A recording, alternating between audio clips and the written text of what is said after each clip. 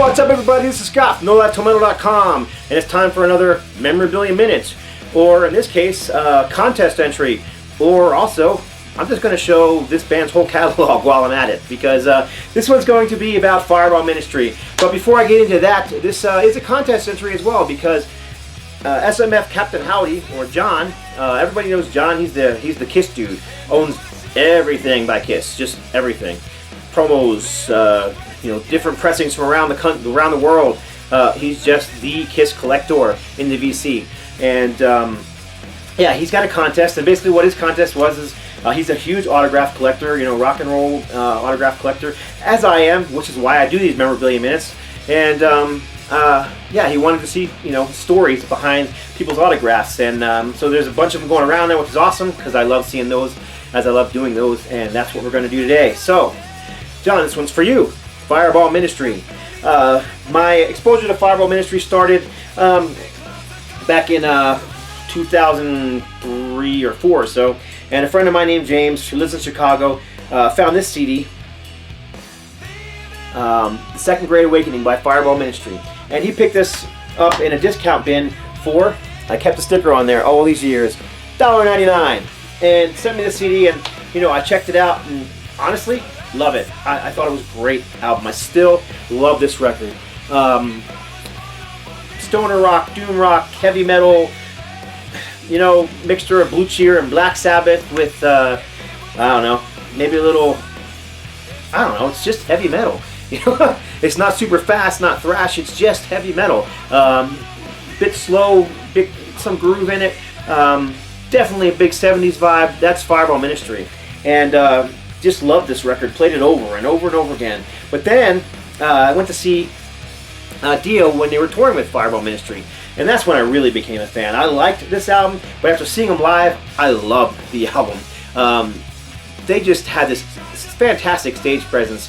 Not that they did anything, super spectacular. They weren't doing somersaults on stage or anything like that. There was just something about them live. They just had this fantastic, huge, bigger-than-life stage presence, and at the time, the band, it was on this tour for the Second Great Awakening, and it was this lineup, which is the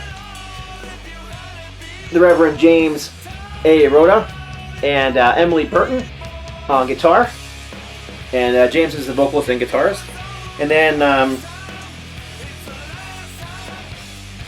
drummer John Orshanik, and bass player Janice Tanaka. And where I stood for that show was directly in front of Janice. She was right there. I mean, right in front of me. I was very close to the stage for their performance, and she was right in front of me. And she just had this huge personality on stage. She was up there with her bass, and she had this this denim vest on with patches and buttons all over it. She was just great. And that's the same thing I wore on stage. Was I wear that my denim vest with all the patches on it. It's actually right behind me, right here, so right there. And and I don't know. I just really enjoyed the show. And at one point, Janice was kind of chucking picks out into the audience, and she looked right at me and kind of tossed one to me.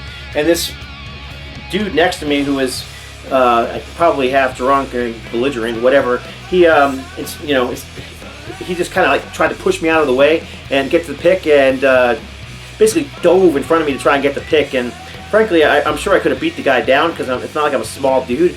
But hey, if the dude's willing to dive in front of a guy who can take his head off to get a pick, then more power to him. And frankly, a pick isn't worth beating someone up for. I do collect picks, and it would have been cool to have, but no big deal. It was just part of the show, and I blew it off.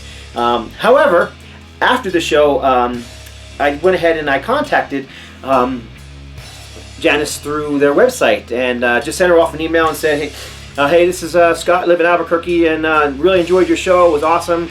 I said, stood right in front of you, and I said, thanks for chucking me the pick. Someone else got it, but it was a cool gesture nonetheless. And that was it. It was just let her know I enjoyed the show. I figured she had no idea who I was, because why would she? They'd just done all these tours, all these concerts all over the United States. Why would she remember me? Oddly enough, she did remember me, which is strange. And she goes, yeah, I remember you from Albuquerque. And she goes, send me your address, because I'll send you a pic. because I did want to give you that pic. And I was like, oh, right on. So sure enough, she sent me a pic, and I still have it to this day, and there it is. And I also found out through that email that she was leaving Fireball Ministry and was joining a very non-metal style band, Pink. Can't say that I'm a fan of Pink.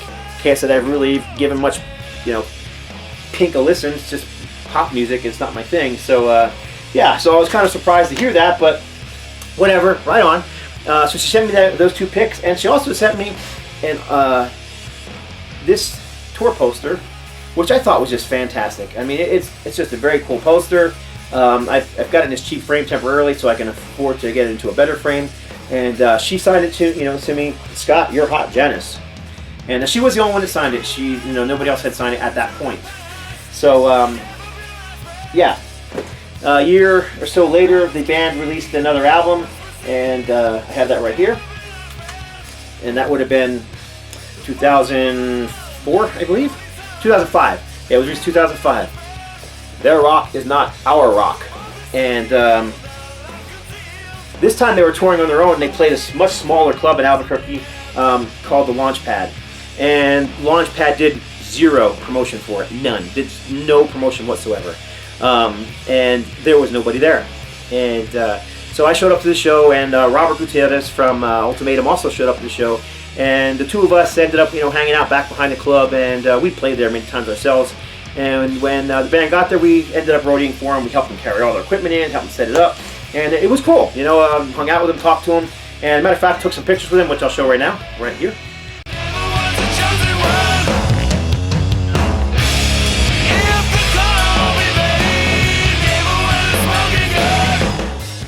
Yeah, so that was us with Fireball Ministry, and great show. I mean, there could have been more than 5 people, and I'm not even exaggerating. And in front of the stage, it was me. I was the one in front of the stage, and I was headbanging the whole time. I was just loving it. It was a different bass player at the time. It was Janice was replaced by Johnny Chow was his name, and they still put on a great show. And it was a private performance for me, really. I mean, it was just there was nobody else in the club, and at one point they even asked me, what do you want to hear next?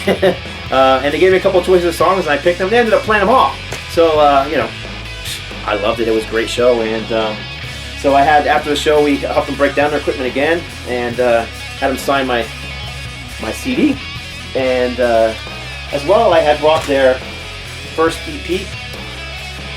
Yeah, first EP, their first independent EP, How Está La Rock, from 1999.